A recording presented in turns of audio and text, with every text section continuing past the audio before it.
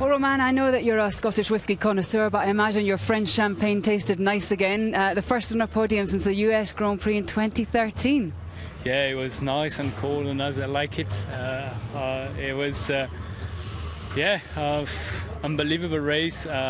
Starting P9 with a penalty and having some nice overtaking maneuver.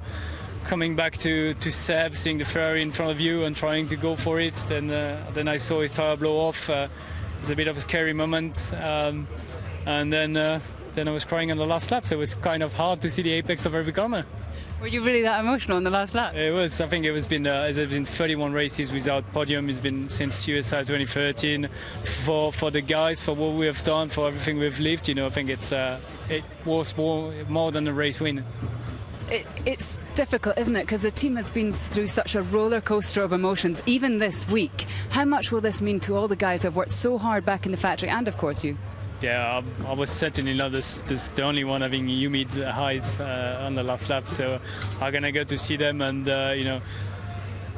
they always say thank you when after quality. They told me thank you for what you've done, but it's just a team work. If they were not here working hard, trying to get the best car, if I wasn't here giving 100% of everything I have in my hands, we wouldn't be able to achieve what we have done today and this weekend. So it's a teamwork, and they are really strong. That's what I always say, and I think today is a very good example of what Enstone is capable of doing. A lot of emotions around today, a lot of emotions for Sebastian Vettel. Now, you had a very clear view of what happened. He was trying a one-stop strategy. He'd done 27 laps on that tyre. Do you think it's acceptable for it to go in the way that it did, or do you think they'd pushed it too far?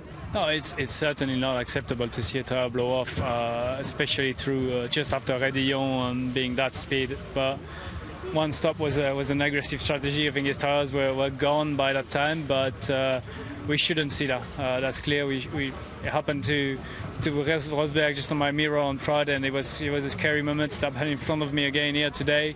We shouldn't see that. But 27 laps was a long stint on the tyre. And you're heading into a high-speed circuit. Do all the drivers get together and discuss these tyre concerns with Pirelli? Yeah, there'll probably be some reaction from GPDA. I'm sure Pirelli, as they did in 2013, are going to work around it. I think here is probably the hardest track for tyres. Always 300 kph, a lot of loads, turn 10 and 11. It's a very high-speed corner, so you can use the curb a lot as well. So I think everything was not in the direction of having tyres not blowing off, but we need to find out a solution. Well, that's a serious talk. Now go and celebrate with your team, because it's been a fantastic day for you all. I will. I'll have some drink.